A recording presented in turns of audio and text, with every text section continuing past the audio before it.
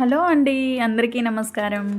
నేను మీ Aparna. Welcome to అప్పు vlogs. చాలా రోజులైపోయింది కదా సరిగా వీడియోస్ పెట్టక. ఈరోజు మనం చేయబోతున్నాం పన్నీర్ బటర్ మసాలా. టమోటాల, ఉల్లిపాయల, జీడిపప్పుల గ్రేవీ వచ్చే ఆ రంగు, సువాసన, కారం, మసాలాల, కసూరి మేతి కలిపిన ఘనమైన మసాలా కర్రీ అండి పన్నీర్ బటర్ మసాలా.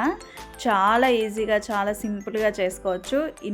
ఇది ఇంటి రెసిపీయే కానీ హోటల్ స్టైల్ టేస్ట్ మాత్రం ఉంటుంది. ఇంకా వీడియోలోకి అయితే వెళ్ళిపోదాము. 150 ml వరకు ఆయిల్ని అయితే తీసుకుంటున్నానండి. ఇందులో నేను 2 పెద్ద సైజు ఉల్లిపాయలను అయితే ఈ విధంగా పొడవుగా కట్ చేసి పెట్టుకున్నాను. నేను చూపించే క్వాంటిటీ వచ్చేసి 400 grams పన్నీర్కి అయితే సరిపోతుందండి. ఎక్కువ మసాలాలు ఏమీ లేకుండా ఈ కర్రీని అయితే రెడీ చేసుకుందాం. ఇలా ఈ ఉల్లిపాయ ముక్కలన్నిటినీ బాగా గోల్డెన్ బ్రౌన్ కలర్ వచ్చే వరకు వేయించుకోవాలి. మనకి ఉల్లిపాయ ముక్కలు అయితే వేగిపోయాయి. ఇప్పుడు తీసి పక్కన పెట్టుకుందాము. ఉల్లిపాయలని ఈ విధంగా వేయించుకుంటే సరిపోతుందండి. అలాగని మరీ మాడబెట్టుకోవద్దు, గ్రేవీ టేస్ట్ మారిపోతుంది. నేను గ్రేవీ కోసము 3 మీడియం సైజు టమోటాలని ఈ విధంగా అయితే కట్ చేసి పెట్టుకున్నాను. పచ్చివేయండి, ఇవి మాత్రం వేయించుకోవట్లేదు. వీటిని మెత్తగా ఫైన్ గ్రేవీలాగా గ్రైండ్ చేసుకుంటే సరిపోతుంది. అదేవిధంగా ఉల్లిపాయల్ని మనం వేయించి పెట్టుకున్నాం కదా, అవి కూడా అందులోనే ఒక 10 జీడిపప్పు పలుకుల్ని నేను ముందుగానే నానబెట్టి పెట్టాను.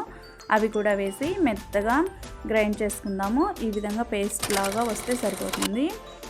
ఇప్పుడు మనము పన్నీర్ని అయితే కట్ చేసుకుందాము. నేను 400 గ్రాముల వరకు పన్నీర్ని అయితే తీసుకుంటున్నానండి.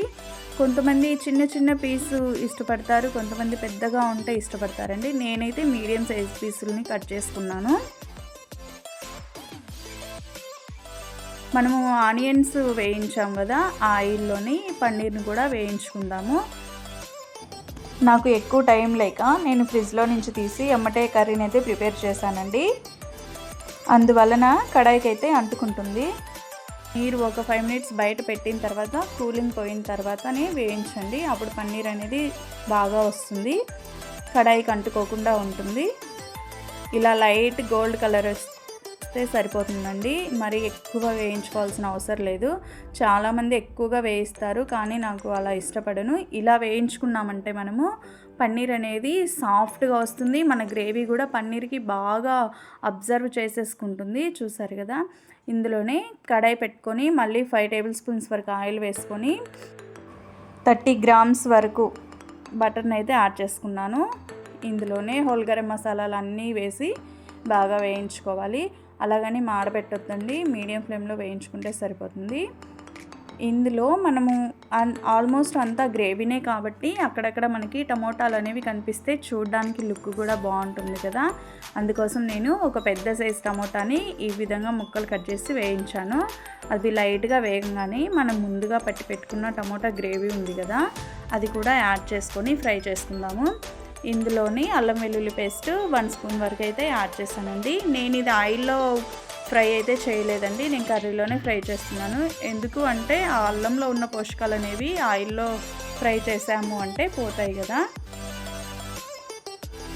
ఇందులో టీ స్పూన్ పసుపు, 2 teaspoons వరకు ఉప్పు, 2 teaspoons వరకు కారాన్ని అయితే యాడ్ చేసుకున్నాను. స్పైసీ అనేది మీ స్పైసీకి తగ్గట్టు యాడ్ చేసుకుంటే సరిపోతుందండి. మేము కొంచెం నార్మల్గా తింటాం కాబట్టి కొంచెం తక్కువే వేసుకున్నాము. ఈ విధంగా దీన్ని ఒక 2 minutes మూత పెట్టి మగ్గనిద్దాము. 2 minutes తర్వాత మనకి ఆయిల్ చూడండి పైకి ఎలా తేలిందో, చాలా కలర్ఫుల్గా కనిపిస్తుంది కదా. ఇందులో మనము ఆనియన్స్ పేస్ట్ పట్టి పెట్టుకున్నాం కదా, ఆ పేస్ట్ అనేది వేసి బాగా కలుపుకుందాము. బాగా కలుపుకొని దీన్ని బాగా ఉడకనిచ్చామంటే దీనిపైన కూడా ఆయిల్ అనేది మనకి పైకి రిలీజ్ అవుతుంది. కాకపోతే మనకి ఇది మగ్గడానికి ఒక 5 minutes వరకు టైం పడుతుంది. ఇందులో 2 పచ్చిమిర్చిని ఈ విధంగా చీల్చి వేసుకుంటున్నామండి. ఇవి నేను ఆయిల్ అయితే ఫ్రై చేయలేదు. ఇలా వేస్తే పచ్చిమిర్చి ఫ్లేవర్ అనేది బాగా ఘాటుగా వస్తుంది, అందుకోసం పచ్చివే యాడ్ చేస్తాను. ఇందులోనే మనం ముందుగా వేయించి పెట్టుకున్నాం కదా పన్నీర్ ముక్కల్ని, అవి కూడా వేసి మీడియం ఫ్లేమ్లో పెట్టి ఉడికించుకుందామండి. ఇలా మీడియం ఫ్లేమ్లో ఉడికించుకుంటే ఆ గ్రేవీ అనేది పన్నీర్ ముక్కలకి చాలా పర్ఫెక్ట్గా అబ్జర్వ్ చేసుకుంటాయి.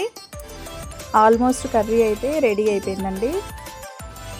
లాస్ట్లో 1 టీ స్పూన్ వరకు ధనియాల పొడిని, 1/2 టీ స్పూన్ వరకు గరం మసాలాని యాడ్ చేసుకుంటే మన కర్రీ అనేది రెడీ అయిపోతుందండి.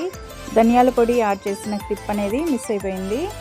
మనము కసూరి మేతిని కంపల్సరీగా, మనకి పన్నీర్ అంటే కసూరి మేతి అనేది కంపల్సరీగా ఉండాలి.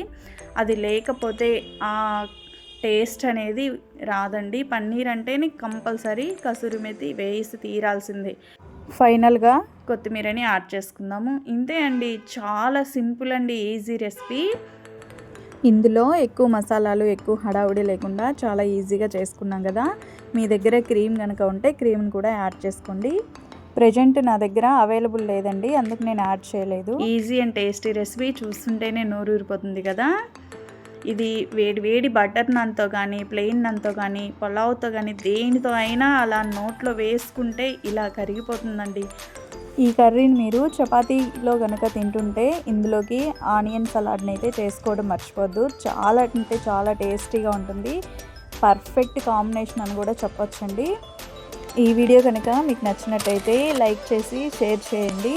నా ఛానల్ని మాత్రం సబ్స్క్రైబ్ చేసి బెల్ ఐకాన్ని ఆల్లో పెట్టుకోండి. Thank you for watching.